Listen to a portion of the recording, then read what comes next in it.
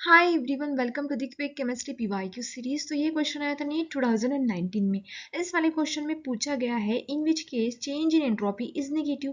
पहले देख लेते कि एंट्रोपी क्या है। तो ये क्या होता है? Degree of randomness, degree of randomness, या फिर बोल सकते हैं डिसऑर्डर।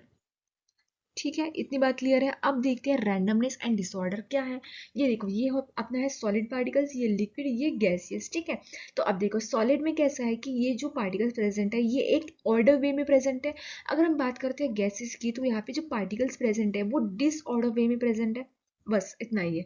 तो अब देखो, अगर हम जाते हैं सॉलिड टू गैसियस, तो यहाँ पे जो रैंडमनेस है पार्टिकल्स की वो इंक्रीज कर रही है। तो रैंडमनेस इंक्रीज करेगी तो अपनी एंट्रोपी भी है जो इंक्रीज करेगी।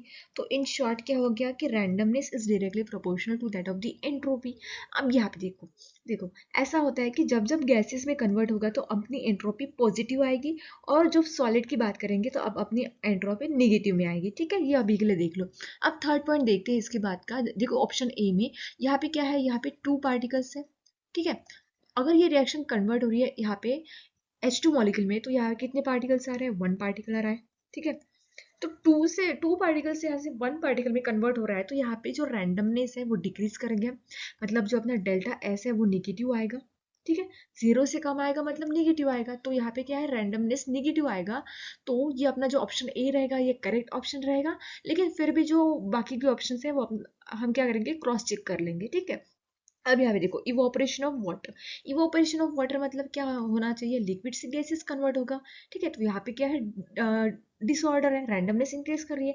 रैंडमनेस इंक्रीज कर रही है मतलब एंट्रोपी भी इंक्रीज कर रही है। एंट्रोपी इंक्रीज करेगी तो ये क्या आना चाहिए? पॉजिटिव में आना चाहिए। ठीक है, तो ये जो अपना ऑप्शन रहेगा ये पॉजिटिव में आएगा। रैंडमनेस दैट इज एंट्रोपी जो है वो पॉजिटिव में आएगी। तो ये जो अपना ऑप्शन रहेगा वो इनकरेक्ट ऑप्शन रहेगा। ठीक है, अब बात करते हैं ऑप्शन सी की।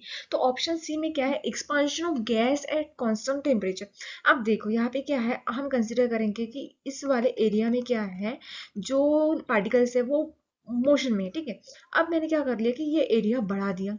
तो यहाँ पे जो गैसेस मॉलिक्यूल्स है इनको मूव करने के लिए बहुत ज़्यादा जगह मिल रही है, एक्सपांड होगी जगह। तो यहाँ पे क्या है, यहाँ पे रैंडमनेस इंक्रीज करेगी। ठीक है, यहाँ पे एरिया कम था इस वाले में, तो यहाँ पे रैंडमनेस उतनी नहीं थी, लेकिन यहाँ पे एरिया ज़्यादा बढ़ गया पार्टिकल्स के लिए, तो यहाँ पे रैंडमनेस भी इंक्रीज कर गई। रैंडमनेस इंक्रीज करना मतलब एंट्रोपी क्या आनी चाहिए? पॉजिटिव आनी चाहिए। ठीक है, तो ये भी अपना ऑप्शन सी इनकरेक्ट रहेगा। अब यहाँ पे देखो सब्लिमेशन। सब्लिमेशन में क्या हो रहा है? Sublimation of solid to liquid. ठीक है, in short solid to liquid हो रहा है, मतलब यहाँ पे फिर से डिसऑर्डरनेस आ रहा है, रैंडमनेस आ रहा है। मतलब जो एंट्रोपी है वो किस में आएगी? पॉजिटिव में आएगी। पॉजिटिव में एंट्रोपी आना मतलब हमें क्या चाहिए था? निगेटिव चाहिए था। तो ये भी अपना ऑप्शन डी इनकरेक्ट रहेगा। ठीक है, तो अपना जो ऑप्शन ए है वो करेक्ट रहेगा। वहां पे जो अपनी एंट्रोपी आ रही थी वो निगेटिव आ रही थी। ठीक है, if you find this video helpful don't forget to subscribe my channel.